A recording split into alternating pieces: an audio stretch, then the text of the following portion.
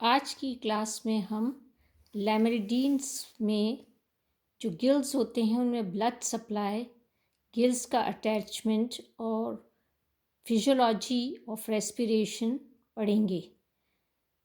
Impure blood kidney से efferent branchial vessels के द्वारा गिल्स में आता है और टिनिडियल एक्सिस के अंदर से होता हुआ ये ब्लड वेसल जो होती है एफरेंट ब्रेंकियल वेसल इंटरलेमुलर जंक्शन में पहुंचती है और वहाँ पर जाके ये ब्रांचेस में डिवाइड हो जाती है और ये जो ब्रांचेस होती हैं वो आगे जाकर इफरेंट ब्रेंकियल वेसल में खुलती हैं जो कि पूरी टिनिडियल एक्सिस की लेंथ पर रन करती है। और जब ब्लड वेसल से इस प्रकार से एफरेंट से इफरेंट ब्रेंकियल वेसल में आता है तो उस दौरान उसमें ऑक्सीजनेशन होता है और इफरेंट ब्रेंकियल वेसल से ब्लड हार्ट में आ जाता है। गिल्स का अटैचमेंट देखें तो लैमेलिडीन्स में जो गिल्स का अटैचमेंट होता है वो डायरेक्ट करता है वाटर करंट का पाथवे या फ्लो जो बॉडी में होगा।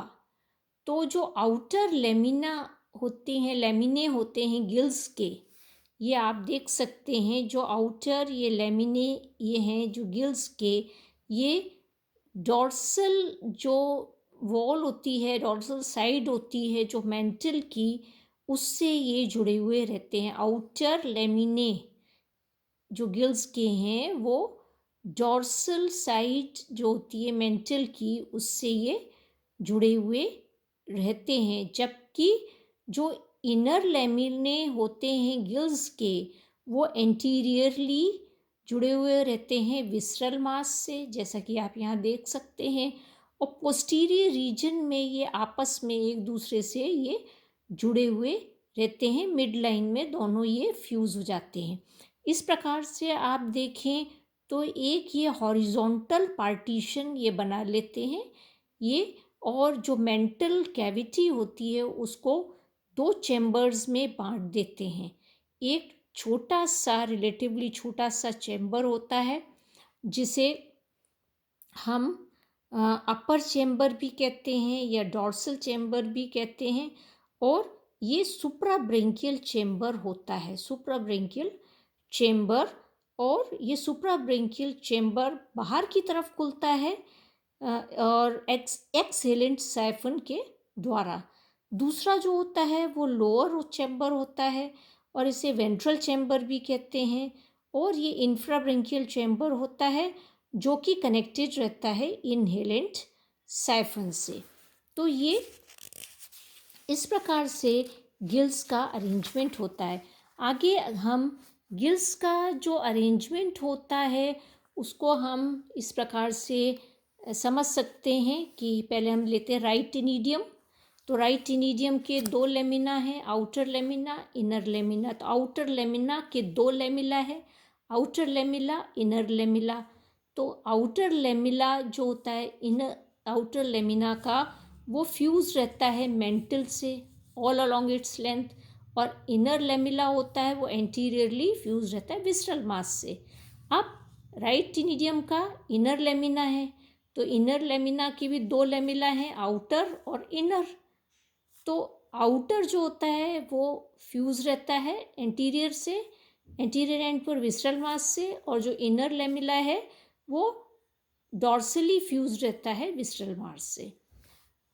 और इसके बाद फिर हम देखें लेफ्ट टिनिडियम। तो लेफ्ट टिनिडियम के भी दो लेमिना है, इनर लेमिना और आउटर लेमिना। तो जो इनर लेमिना है वो राइट टिनिडियम के इनर लेमिना के जो होता है इनर लेमिना के इनर लेमिला से फ्यूज रहता है।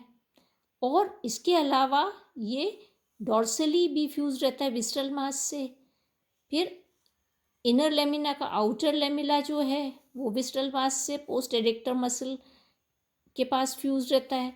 उससे भी रहता है और पोस्ट एरेक्टा मसल से भी फ्यूज रहता है। और फिर आउटर लेमिना लेफ्ट इनीडियम का है, उसका इनर लेमिला विसरल मास से फ्यूज रहता है और पोस्टीरियर रेक्टम मसल से। और जो आउटर लेमिला लेमिना का आउटर लेमिला है वो मेंटल से फ्यूज रहता है पूरी एंटायर लेंथ में। जो मैंने आपको पीछे समझाई थी वही चीज़ें यहाँ पर हैं। तो ये देख सकते हैं, ये पूरी वही चीज़ जो है जो यहाँ समझाई थी वो आपको इस फॉर्म में यहाँ पर दिखाई गई है। इसके अलावा आप देखें जो दोनों मेंटल लोब्स जो होते हैं वो शेल तो सिक्रीट करते ही हैं, पर इसके अलावा रेस्पिरेशन में भी इनका रोल होता है, क्योंकि जो मेंटल होता है वो हाईली वेस्कुलर होता है, इसका सरफेस बहुत थिन होता है और इसमें कैपिलरी नेटवर्क होता है, ब्लड कैपिलरीज का एक्सटेंसिव नेटवर्क इसमें पाया जाता है। तो ये दोनों मेंटल जो हैं वो भी रेस्पिरेशन में हेल्प करते हैं, रेस्पिरेटरी सरफेस का काम करते हैं। इसके बाद हम देखें कि वाटर करंट जो है उसका पाथवे क्या होता है। तो जो आपको मैंने बताया है, जो गिल फिलामेंट्स होते हैं उन पर सीलिया लगी हुई हैं। मैंने बताया 3 प्रकार की सीलिया होती हैं, लेटरल सीलिया, फ्रंटल सीलिया और लेट्रोफ्रंटल सीलिया। 3 प्रकार की सीलिया उस पर लगी हुई होती हैं गिल फिलामेंट पे। तो जो सीलिया होती हैं और मेंटल में भी सीलिया होती हैं, तो ये गिल फिलामेंट्स और मेंटल की सीलिया जो होती हैं वो कंटिन्यूस और रिदमिक बीटिंग के कारण एक वाटर करंट प्रोड्यूस करती हैं। इनवर्ड वाटर करंट होता है जो कि इनहेलेंट साइफन से होता हुआ, जैसा कि हम यहाँ देख सकते हैं, तो यहाँ इनहेलेंट साइफन से होता हुआ इंफ्राब्रेंकियल चेम्बर में ये आता है। और इंफ्राब्रेंकियल चेम्बर में आने के बाद ये मेंटल इंफ्राब्रेंकियल चेम्बर में आ जाता है। इंफ्राब्रेंकियल चेम्बर से ये एंटर होता है मेंटल कैविटी में, और मेंटल कैविटी से फिर ये वाटर ऑस्टिया के द्वारा वाटर ट्यूब्स में जाता है, और वाटर ट्यूब्स से ये होता हुआ ये पास होता है यहाँ से वाटर ट्यूब के बाद ये ऑस्टिया के द्वारा फिर सुप्राब्रेंकियल चेम्बर में जाएगा, वो भी गिल के ऊपर प्रेजेंट होता है और उससे ये बाहर निकल जाएगा। तो अगर आप यहाँ से इसको समझें तो आपको समझ में आ जाएगा कि यहाँ से ये पानी इंफ्राब्रेंकियल चेम्बर में आएगा, फिर ये ऑस्टिया के द्वारा ये वाटर ट्यूब्स में जाता है, वाटर ट्यूब से ये होता हुआ फिर ये सुप्राब्रेंकियल चेम्बर में जाता है और फिर एक्सेलेंट साइफन से होता हुआ ये बाहर ये निकल जाता है। तो ये इसका पाथवे है इसका कि किस प्रकार से पानी जाता है। तो ये इसका इस प्रकार से ये एंटर होता है चेम्बर्स में और बॉडी से बाहर निकलता है।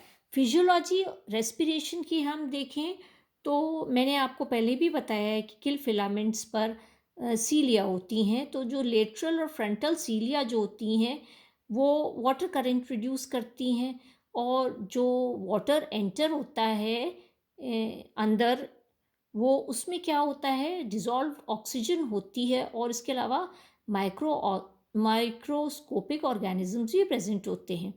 अब जो ये पानी होता है इनकमिंग वाटर इंफ्राब्रेंकियल चेम्बर से ऑस्टिया में, ये पानी तो एंटर हो जाता है, परंतु जो फूड पार्टिकल्स होते हैं माइक्रोस्कोपिक ऑर्गेनिजम्स वो एंटर नहीं हो पाते, क्योंकि सीलियर कंटिन्यूसली बीट करती रहती हैं, तो पानी चला जाता है परंतु माइक्रोस्कोपिक ऑर्गेनिज्म ऑस्टिया में एंटर नहीं हो पाते। जब पानी ये जो होता है जो मैंने डेजिग्नेटेड कोर्स बताया है टिनिडिया से कैसे जाता है इंफ्राब्रेंकियल चेम्बर से होता हुआ, तो इस कोर्स के दौरान जब ये पानी जाता है तो डिज़ोल्व जो ऑक्सीजन होती है वो टिनिडिया में जाकर वहाँ पर ये ट्रैप हो जाती है, वो ले लेता है ऑक्सीजन, क्योंकि टिनिडिया जो गिल्स होते हैं उन्हें वेस्कुलर सप्लाई होता है, तो इट टेक्स अप ऑक्सीजन, और कार्बन डाइऑक्साइड जो होती है वो ब्लड से पानी में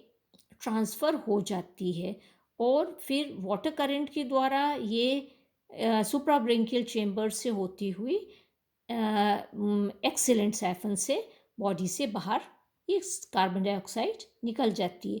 जब पानी बॉडी से बाहर निकलता है उस समय कार्बन डाइऑक्साइड के अलावा नाइट्रोजीनियस एक्सक्रीटरी वेस्ट और कुछ डाइजेस्टिव वेस्ट होते हैं वो भी बाहर निकलते हैं।